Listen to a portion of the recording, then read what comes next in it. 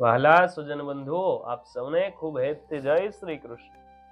તો આપણે આપણા લૌકિક જીવનની અંદર એક શબ્દ ખૂબ સાંભળ્યો છે કે આપણે જેવું ખાઈએ અન્ન એવું થાય મન.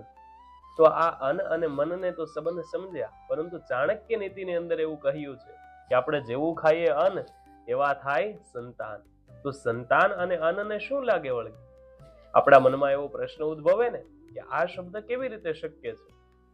તો આવો એ ચાણક્ય નીતિના શ્લોકને સમજી અને એનું શ્રવણ કરીએ કે દીપો ભક્ષતે ધ્વાંતમ કજ્જલમ ચ પ્રસૂયતે યદન્નમ ભક્ષે નિત્યમ જાયતે તાદૃશી પ્રજા.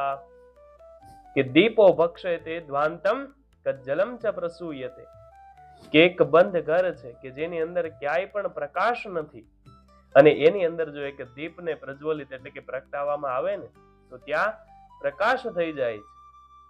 અને આ આપણે જોયું છે. પરંતુ જ્યારે દીવાની અંદર પ્રકાશ હોય અને એની ઉપર જ્યારે આપણે હાથ રાખીએ ને ત્યારે આપણો હાથ છે એમાં કાળાશ છવાઈ જાય છે, અને એને જ્યારે આપણે લઈ અને આંખે લગાડીએ ને ત્યારે કાજલ બની જાય છે. એ કાજલ બની જાય છે. તો એ ક્યાંથી પ્રાપ્ત થયું?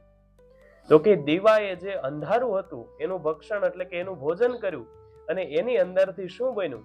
તો કે કાજલ કહેતા એ આંજણ બની ગયું. એ આંજણ એ અંધારાનું બન્યું છે. માટે આપણે જેવું જેવું અન્ન ખાઈએ છે ને એવા જ સંતાનની અંદર પણ સાત્વિક, રાજસિક અને તામસિક ગુણ આવે છે.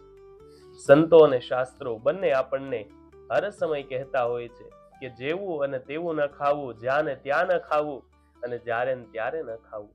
આ શાસ્ત્રો અને સંતોની વાણી આપણને અહીં પ્રાપ્ત થાય છે.